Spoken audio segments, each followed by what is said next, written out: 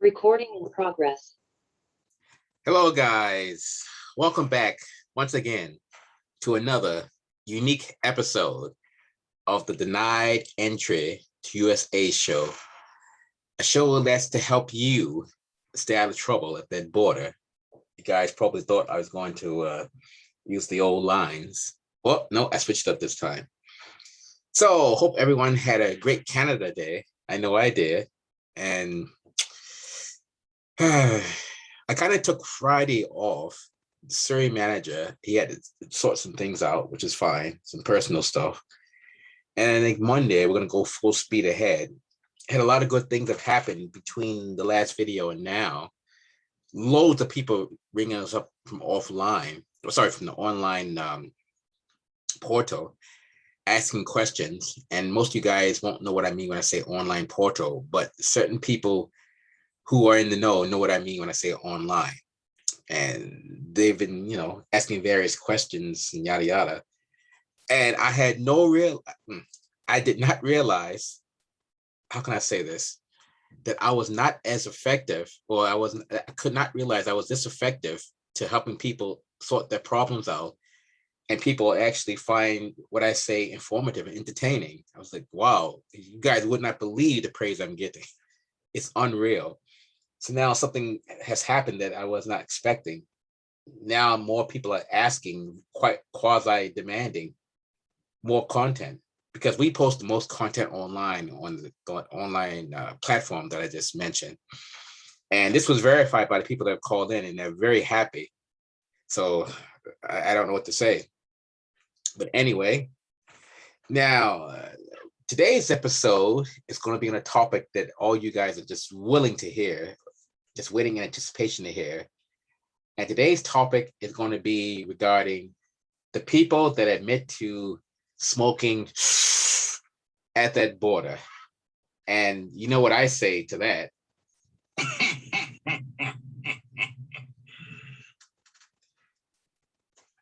Well, my laugh just said it all. You guys go down to that border and you start singing like canaries. And when that happens,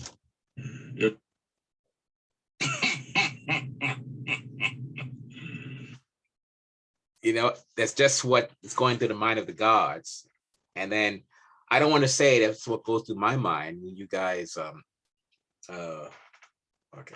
when you guys come to the office and explain your situation, but that definitely goes through the minds of the gods. So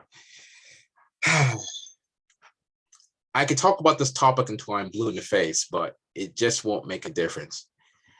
You guys are going to keep going to that border, having diarrhea of the mouth when the guards are asking about smoking. And then every time you guys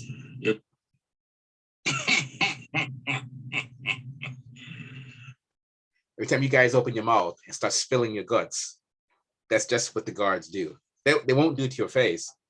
But trust me when I tell you, when they get behind closed doors or when they get out of eyesight from you, that's just exactly what they do. Because here's what happens.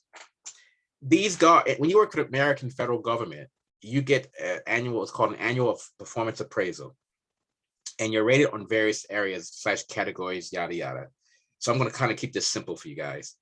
So basically what happens is your supervisor sits you down and he or she goes over the areas where he feels you're strong or weak in, maybe areas you could have improvement, and you get a score rating. I don't remember what my rating was, but at the end of this video, I'm telling you guys what it was like for me when I worked with the system. Anyway, so these officers are rated on, like I said, various areas. One of the areas is the detentions and the cases where they've denied people entry. And if these rates are low, the supervisor wants to know, why is it low? I mean, to them, it's like, are you Mr. Say Officer Heisenberg? Are you, what's going on? Why are your seizures really low? Why are your drug seizures low? Why are your denied entry rates low? Is it something that you're perhaps possibly taking gifts? What's going on here? So these guards are under pressure to turn people around because they have to, I hate to say quota, but they have to make sure they make their for lack of better words, stats. And it's kind of a complex thing. So that's basically the simplified version I just gave you guys.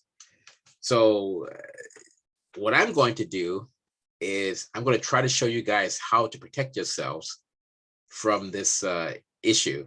And again, this is not legal advice. This is just basic facts of how the system is set up. You guys remember the other day, did the video on this about the sworn statements, and like a nice commenter wrote, she did not know these are voluntary. Well, guys, these sworn statements are voluntary. I wonder if I should make this larger. Okay, yeah, I guess it's fine now. Okay, I can just shrink it back again. Okay, Pack Highway, yada, yada, on this date, 2019, yada, yada, yada. Let's get to the juicy parts here. Are you willing to answer my questions at this time? Now, if I had a rubber hammer, I could just pound this into the heads of some people because they don't seem to get this. Are you willing to understand my questions at this time? I'm not even going to comment on the answer this person gave, but it's either yes, I'm willing, or no, I'm not willing. If you're not willing, guys, this stuff stops. And even if the guard decides to proceed, with the questions, you're not required to answer. You're allowed to say, sir, I'm uncomfortable with this interview. I wish to withdraw my application for admission and return to Canada. He's going to fight you on it because he needs to get that quota, that stat. He's going to say, he's going to do Academy. We have a thing we call verbal judo. Like, for example, I'm going to do a quick role play skit. Who could I use? Okay, this is Sally Sue right here. Skinny Sally Sue. Well, she looks skinny. Maybe she's skinny from the pipe. Anyway, so, ma'am, are you, Miss Sue? Yeah, Miss Sue, are you willing to answer my questions at this time? She says, well, no, I don't think I am. Well, ma'am, why are you not willing to answer my questions? Well, I don't know if I want to partake in this. Why do you not want to partake in this, man? What's going on? What are you trying to hide? I need some answers here. Well, I just don't know. I need to call my lawyer. Ma'am, lawyers are not allowed at the port of entry. You understand that? Do you not? Yes or no? Well, I mean, I don't know. Ma'am, it's a simple question. Do you understand? Yes or no? Well, I guess so. I take it as a yes, correct? Well, yeah, okay. So lawyers are not allowed at the port of entry. So again, are you willing to answer my questions at this time? Well, I mean, I don't know. I don't know. So what do you mean you don't know? I just asked you a simple question. It's either yes or no. And besides, what are you trying to hide, man? Oh, I'm not trying to hide anything. Well, you must be trying to hide something. You're not willing to answer my question. So what are you hiding? I need to know. I need some answers here. Okay, fine. I'm not hiding anything. I'll tell you. Okay, then. Fine. We'll go and get this sorted out. We'll get you out the door. Guy, I just pulled the old soft shoe. I just pulled an old bait and switch trick. And I'm not just the only one that did this. This is what these guards do. This is what we used to say, we call it verbal judo at the academy. It's basically how you can use words in order to, how can I say it, get the desired response from an individual. And if you guys notice how my tone changed, the wording changed, the clarity changed, etc., my words were based upon trying to basically shake her up. And I could see she was getting shaken up. And the more she was shaken up, the higher I increased my tone, yada, yada. So my goal was to get her to say yes. And that's not illegal. It's actually not illegal. The guard is simply asking you a question, and how you perceive it is your perception. And this is how these guys get away with it. So when you guys say, well, I don't know, I thought I had to talk, you didn't have to do jack shit. He's asking you, are you willing to answer my questions at this time? Now, if you're the kind of person that can't stand pressure and you buckle like a deck of cards, then I guess, it is what it is. But the guys who have the long criminal history, or who know the street game, they don't fall, prey to this trick. They know what's up. They say, sorry, sir, I decline, and they stand their ground. Again, not legal advice. Again, I'm just telling you how the system is set up. So let's just move on. Let's assume that Sally Sue has agreed to answer the questions. So I'm going to ask Sally Sue her name, where she's born, yada, yada, all this babbling BS. This is how I'm going to sink her ship. So Sally, have you ever used narcotics? And any time, okay, I'm going to change my tone. Sally, have you ever used narcotics or any kind of drug? Well, I don't know what you mean. Well, I'm just kind of curious. You ever go home and just like, fire up like a fat one, or just maybe, do a little, rail on the table, and then just kind of curious. It's not a big thing. Well, I don't know. Come on. What do you mean you don't know? Come on now. You can't tell me you don't go home and do a little snort here and there. You don't go to a party and yell town and do like a little bit, a little snort. Come on. You can tell me. Well, I did it once. Okay, it's fine. No big deal. But if you've done it once, you've done it more than once, right? Well, I did it a few times. Okay. Well, what's a few times? What do you think? Well, I don't know. Well, how often do you go party? Tell me. Do you go out? Do you party at the Dublin's pub? Where do you which is my favorite place? Where do you party in, like, you party in Vancouver, you party in downtown, you party at the Roxy? Roxy's full of but like, where do you party there? Like, where do you go? Well, I go to the Roxy. I don't really go out to Surrey as much. I don't like it over there. It's just a dangerous place. No, I get that. I get that.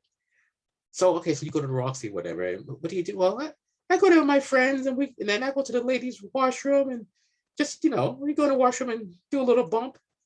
Okay, no, that's fine, fair enough. Whatever. Well, how often do you go to the Roxy?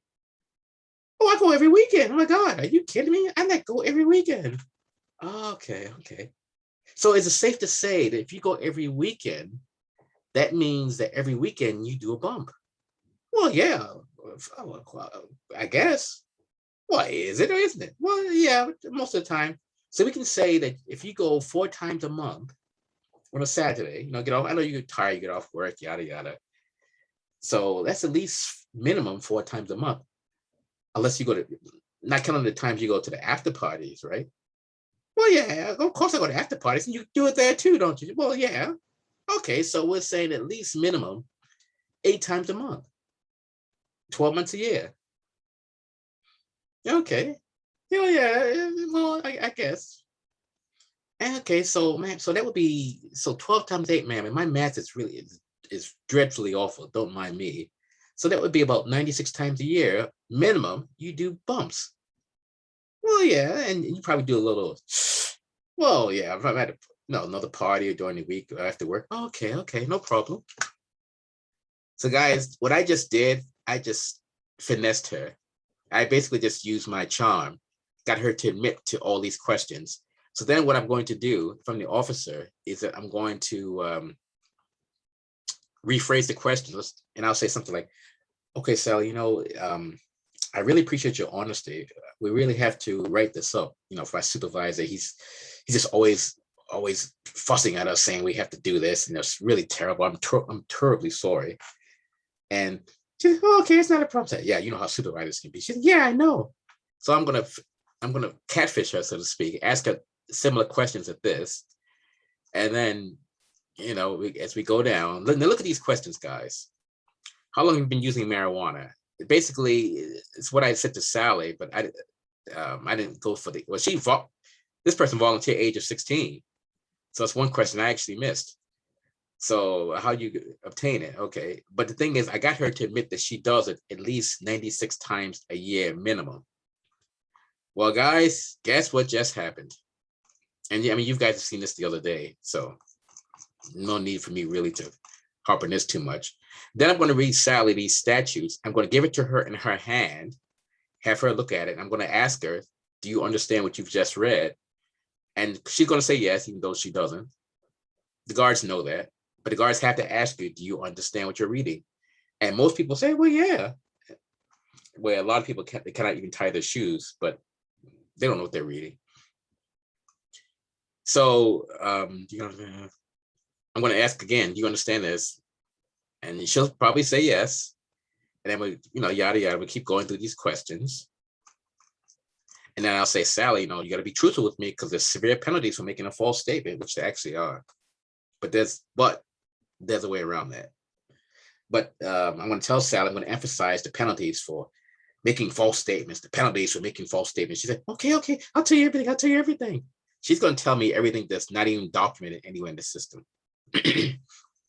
So bottom line is, when the day is over, I'm likely going to ask her, were you forced or coerced to answer any of these questions? She's going to say no.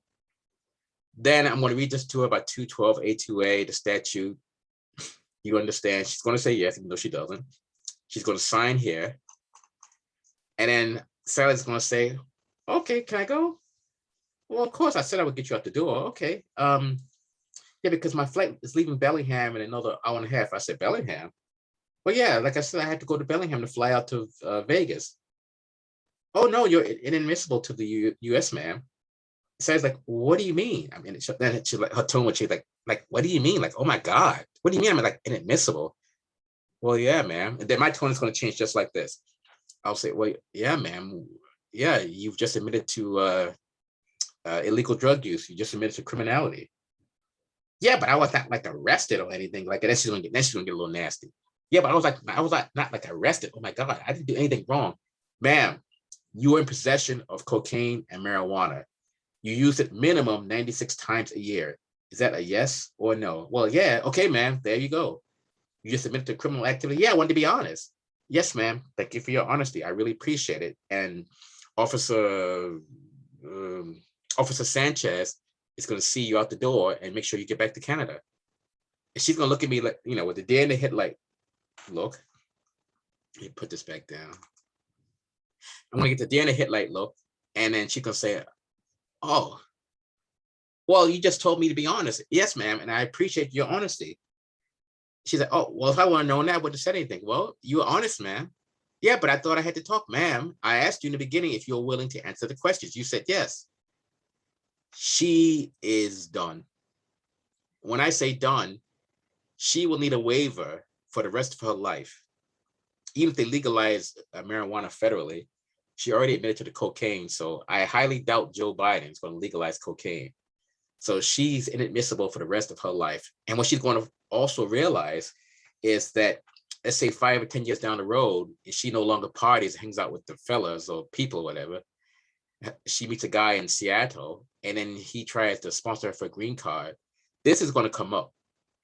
This is going to have a negative impact on her chances of getting a green card. Depending upon what she says in this statement, she may not even be able to get one.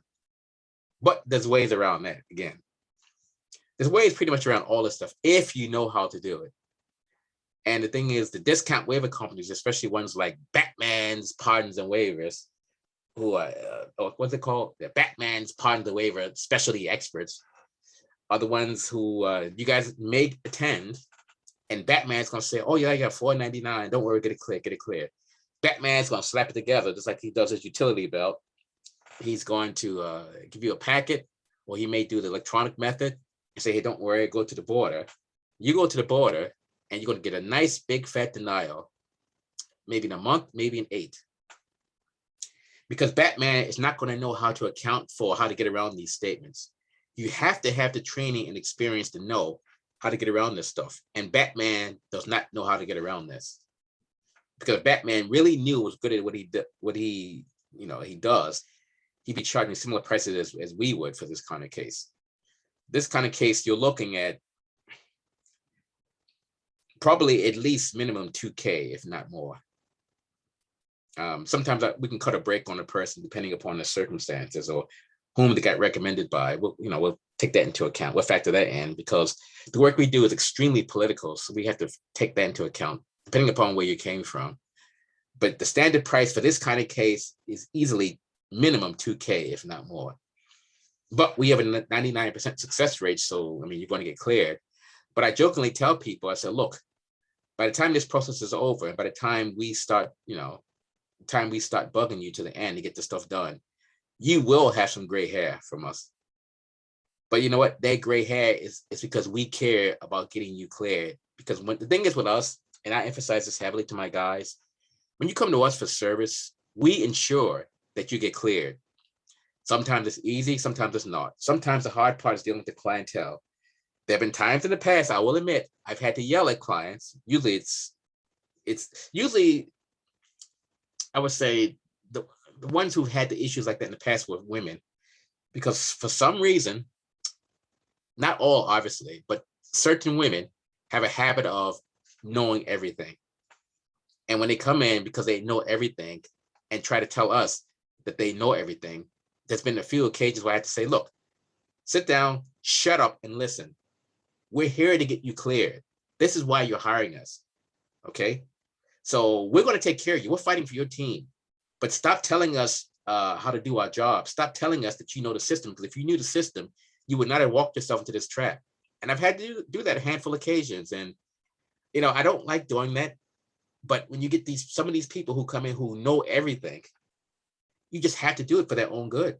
You really do. And I think it stems from childhood when mommy and daddy gave them everything and didn't smack them on the ass when they got out of line. And they've grown up thinking they're a princess and thinking, oh, I can walk around like a ballerina. No, sugar. You go down to that border, and that border is under different rules, federal statutes. It's like a girl. One time I was at a party in White Rock, and this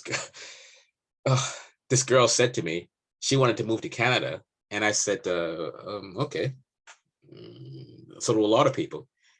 And she said, oh, it should be easy for me. I said, why is that? Oh, because I'm white and I'm a blonde. I said, I looked at her. I said, let me give you a news flash. Canada immigration doesn't give a flying fuck that you're white and you're blonde. Big deal. There's another girl for the work in the brothel. And she looked at me, she's so deflated. She didn't know what to say. I said, I'm not trying to be mean, but I said, that shit does not fly, Canada immigration. They want to see if you're going to bring, what can you do for the country? Are you bringing a talent, a skilled talent, like engineering, biological research? Are you investing lots of money? Are you married to a Canadian and you're getting sponsored? So Canada wants to see you're bringing something that's going to contribute to the country, not just you're blonde and Caucasian, because the way immigration looks at it, like, oh, stand in line.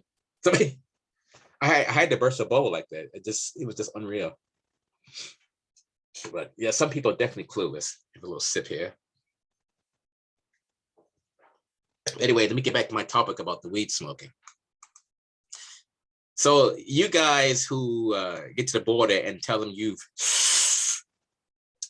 this is the area under immigration code, under 212 is what they're going to burn you with. I said this the other day.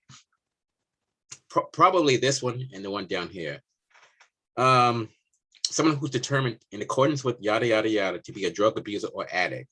So when the guard's asking you certain questions, he's trying to ascertain as to whether you qualify under this category or maybe even this one about the physical mental disorder. And if he can document that you qualify based upon your voluntary admission, you are screwed and you get no dinner. You're going to be inadmissible, not just a one-time thing. If you're 25 and you happen to voluntarily admit to these things, you are screwed for at least till you're 100 years old. So I suppose when you're 101, that's a different story. But again, I'm not giving you guys advice, telling you guys not to make false statements to these guards. I'm making you guys aware of how the system is set up. And some of these dumbass lawyers who go out in the media, whatever, they will never explain to you guys the way I am, because they don't want you guys, them and the discount waiver companies don't want you guys to know this. Well, discount waiver companies don't know this anyway, although some lawyers don't. They want to tell you what they want to tell you because they want to suck as much money from you, like Batman's pardons and waivers specialist experts and certain law firms, as much as they can get from you. And then you get a denial from either one, then it's like, oh, sorry about that. It's just too bad. Yeah, you know what? That is just too bad, because then you are screwed. So anyway, so yeah, this is what the category they're trying to get you under. And if you admit to these types of things, then you would have to see the U.S. Immigration Panel Physician. In this case, in BC, it's Dr. Chima, which I actually know him. And I won't say why, but I know him.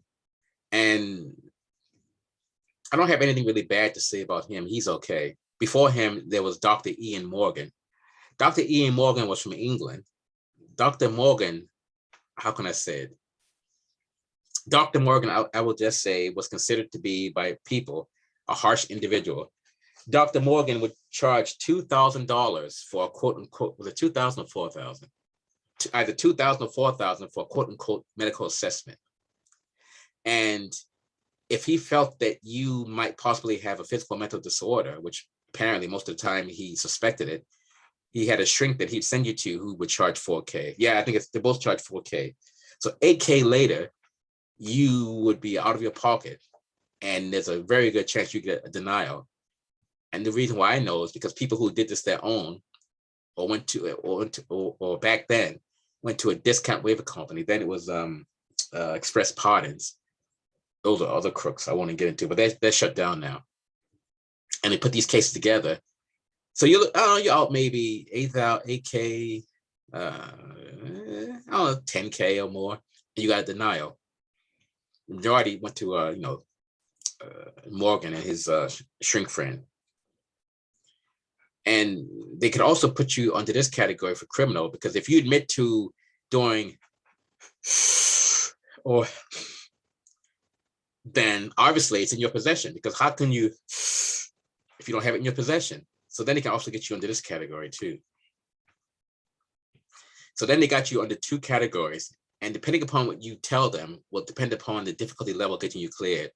Now for us, I'm going to say for these cases, it is major work. We can get it clear. The problem is, hate to say it, a lot of the people who do this, they tend not to have as deep pockets as the guys who are former traffickers, which it might sound kind of crazy, but a former trafficker is less challenging for us to get cleared than this. We can still get both cleared, but a guy who was moving weight, moving bricks by the tractor trailer load, will be less challenging to get cleared than someone who has no offenses, but who had diarrhea of the mouth at that border. So I think I can stop the screen sharing now.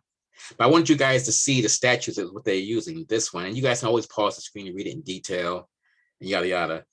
The discount waiver companies, I don't mind them seeing this because they're going to look at it. They're not going to know what they're looking at, because Batman's, pardons, and waivers, special experts, and all that stuff. As I said, they can barely tie their shoes, whatever. So they're not going to know what this means. But the big thing is they're not going to know how to get around all this stuff. They're going to try to do it the way they think. Then you end up getting screwed, and you're going to come to us and want to charge you 2 or 3 times more to undo what Batman did. So it's not my way of trying to get business, but let you guys know that you go to Batman's pardons and waiver special experts, or whatever they call themselves. They always have the name pardons somewhere in their name. Get a denial. You heard it from Ken Scott first. And by the way, it's not just Batman special pardons and experts waivers, or whatever, or special, whatever you call them. It's also certain law firms too. Well, actually, I should say a lot of law firms. They screw these cases up too, because they don't understand the concept. I don't know. I don't get why. Well, I know why the discount waiver companies don't, because the people they hire, a lot of them can barely read or write. But even with the firms, I don't understand why they screw this up. I had a debate about this with this one immigration lawyer, and he disagreed with me on the techniques used to get these cleared. He was saying, well, regulation. I said, no, actually the regulation states, and I had to quote this to him, someone who is determined in accordance with to be a drug abuser or addict. And he said, well, there's no proof. I said, the proof is the fact that the person has admitted to extensive, quote unquote, extensive drug use. So logically, if you admit to extensive drug use, there's the possibility that you might be deemed an addict. Would that be correct? Yes or no, sir? He said, well, so I'm asking you a simple question, sir. Is that a possibility, yes or no? Well, I suppose it could be. Okay, if that's a possibility, if it's right there in the regulations, then wouldn't it be more likely than not the person would be deemed inadmissible based upon that section of the statute? He didn't know what to say. And I know why he didn't know what to say. It boils down to the same BS that we run into sometimes. I hate to say it. I'm trying to figure out how I can say this politically. But some of these competitors, they don't like the fact that we have pigment in such me or my guys, we have pigment in our skin. And because we have pigment in our skin, a lot of these guys feel that they are superior to us because they have less pigment, which is fine. In other words, the John Smith type guys. And when they see someone like me who has more knowledge than them, a lot of these guys get really insecure, and they want to debate, they want to troll, which we know who the one special troll is, the ballerina. I won't say any names here, but the ballerina knows who I'm talking about. Actually, it's about 5 ballerinas, but I'll come to that in a second. So you guys even got to be careful. You go to some of these firms, and you got the thing is, I've given you guys lots of info you can use. You can always pull this up on your computer, even print this out and go to the firm and then say, well, look, how are you going to get around this? What's your strategy? Don't be surprised if the firm is like, they give you some tap dancing BS story and a discount waiver company. They look at this, they're like, they're gonna say, oh no, don't worry, get clear. They're not going to be able to articulate the proper way to get around this stuff. So Batman won't know this. So this is why I don't mind sharing this. What I will not share on here are the techniques to get around this, because that's our baby. So that, I feel bad for you guys that I can't share it, but it is what it is, right?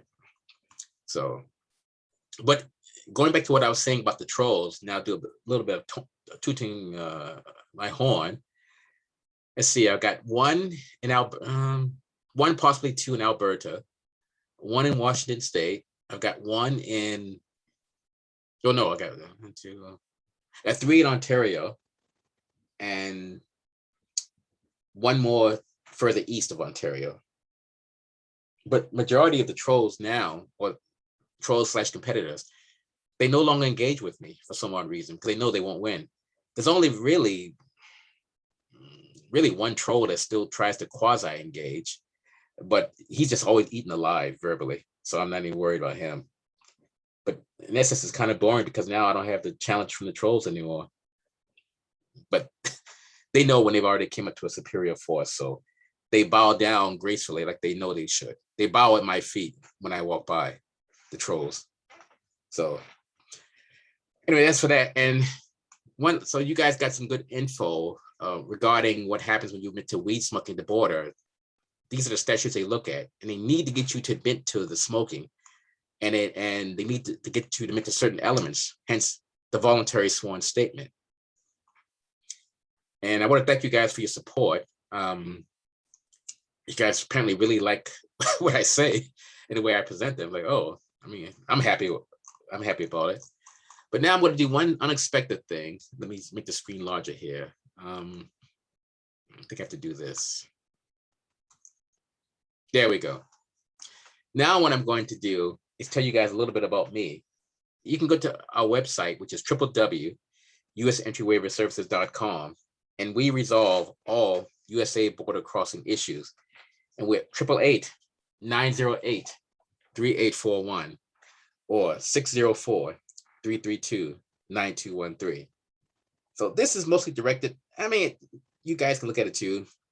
The thing is, I worked for the system and some of my guys did. You guys already know what I said about the number of people that work with us / for us. There's some behind the scenes people we have, yada, yada. But in order to know this stuff, you have to have a foundation in law, a foundation in the streets, and a foundation in street smarts, foundation in law enforcement, and common sense. Well, I've got all 5 locked down. And in fact, I'm gonna give you guys a quick breakdown of my personality, if anyone cares. Apparently the women care, from what I've told. Let's see here. I made a note this morning, because what I like to do is when I wake up, I make notes of things so I can go back on it in the day. This is a okay. This is a breakdown of my personality. So based upon what people have told me and based upon what I'm willing to admit to, you guys have heard of Steven Seagal. That's based upon my background in martial arts. Some of you guys may or may not have heard of the T-Man from Cube 93. That's more a West Coast thing. Most of you guys have heard of Howard Stern. Some of you guys may or may not have heard of Tom Likas, Likas 101. And Saul Goodman from Breaking Bad, that's probably number 1 or 2. And then the number 2 is Nino Brown from New Jack City. So when you combine those personalities together, that's me in a nutshell. So I was thinking about, like, throughout the years, I'm like, why did I do this, do that? And then explain. So now, at this point in my life, it makes perfect sense. But anyway, so what I wanted to do was show you guys, because I have the background in this work. The one troll who has a thing for me, whatever, I don't know what his deal is, He told me that I did not have proof of the ARO director saying that waivers are processed in 10 to 30 days. Well, I played the recording the other day. One thing about me, if I'm saying I'm going to do something, I will do it, with something good or something not so good. So I keep my word, but I just mostly focus on trying to say I'm going to do good things. I'll leave that alone, that topic. And when I said I worked at the Defense Department, he's going to say, oh, bullshit. No, you didn't. Well, here you go, sweetheart. Let me see. Let me show you here. I'm not going to show you the dates I worked there. That's my old ID. I don't know if it's even clear.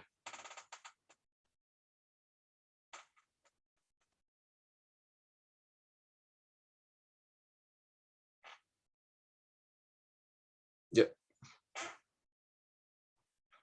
I'll show it again. PNT means Pentagon, by the way. It says right there, Department of Defense. And I had the little metal clip at the top that I've gotten, I've since lost. And on the back of it,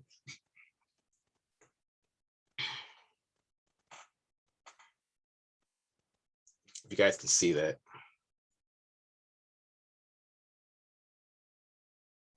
But anyway, so it's probably not really clear.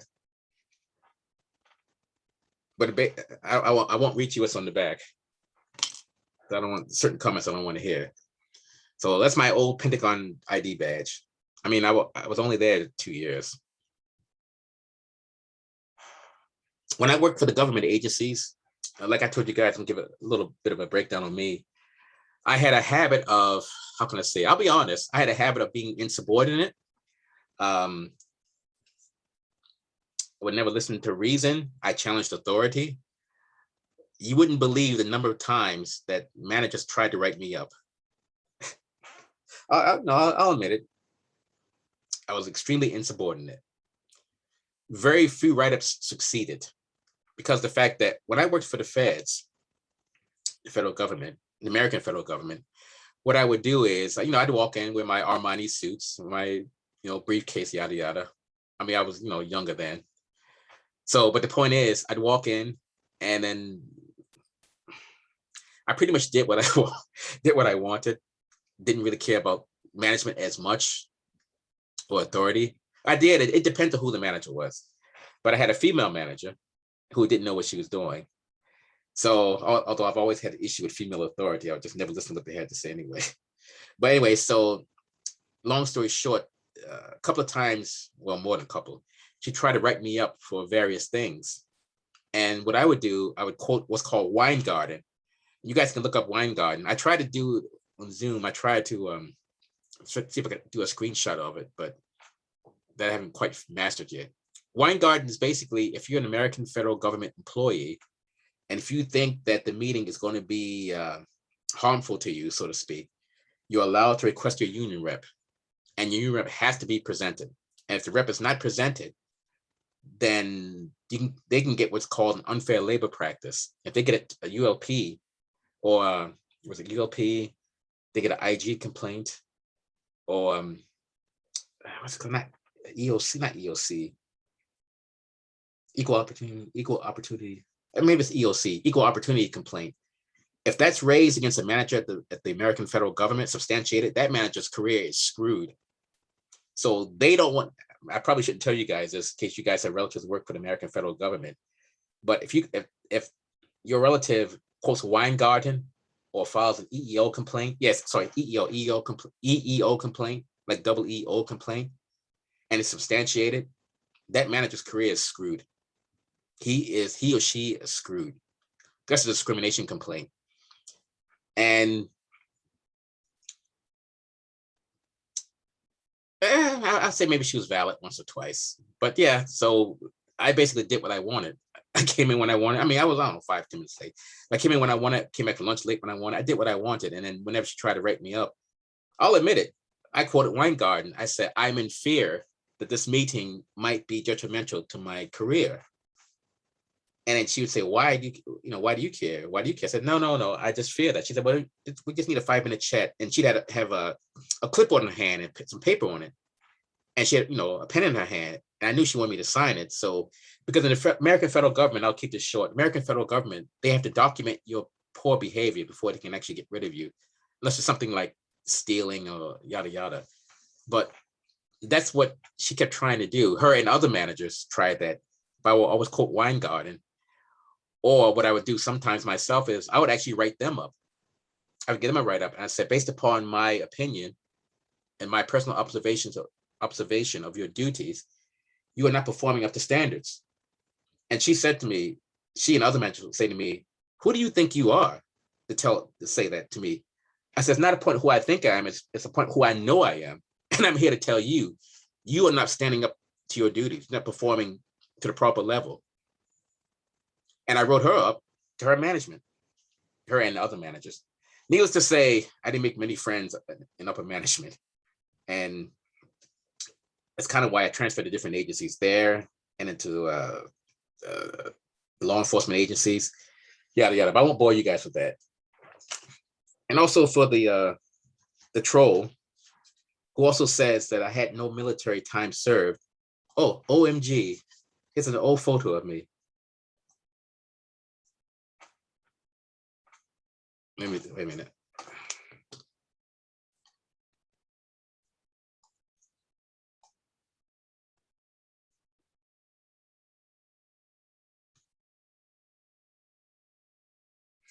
That's the thing with this camera. It's hard to see. But that's me right there. This was at Shepherd Air Force Base, Wichita Falls, Texas. Because this one right here, I kind of had a thing with. But this was at Shepherd Air Force Base, Wichita Falls, Texas. Won't tell you guys what year or why I was wearing that particular uniform, what we were doing. But the point I'm getting at is, in order to do this business, you got to have years of experience in many areas, which is what we do and my other guys. So we have multiple years of experience. And soon I can eventually write my bar, and then I can represent people in criminal court. So that's coming like a freight train. But until then, we're just kind of doing these border cases, visas, yada, yada, all this good stuff. I actually enjoy what I'm doing.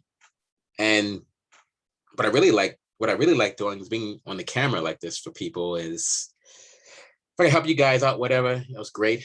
I hate you guys getting ripped off by discount waiver companies, by searching lawyers and yada, yada, all that other nonsense. Because I kind of have to do this, because the thing is, when people see my CV, they look at it and they can't believe I'm the age I am. I'm not as old as some people think.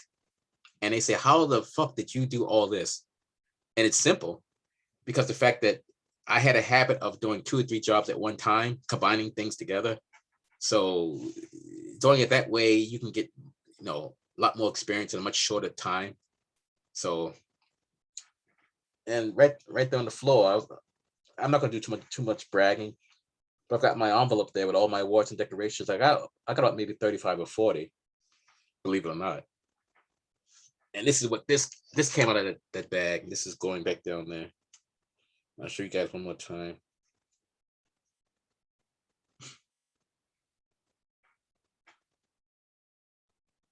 Yeah, that's fine.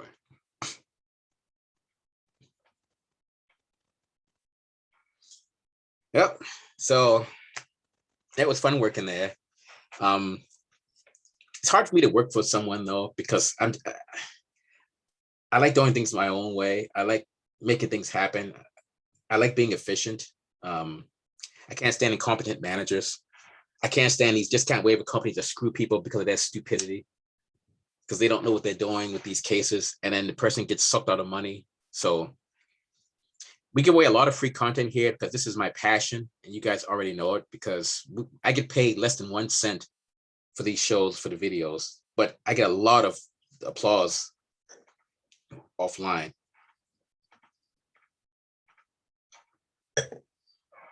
So anyway, that's probably enough for today. I don't want to put you guys to sleep, but it's Ken Scott, Senior, U.S. Immigration Law Intelligence Analyst at www.usentry-waiver-services.com, and that's 888-908-3841 or 604-332-9213.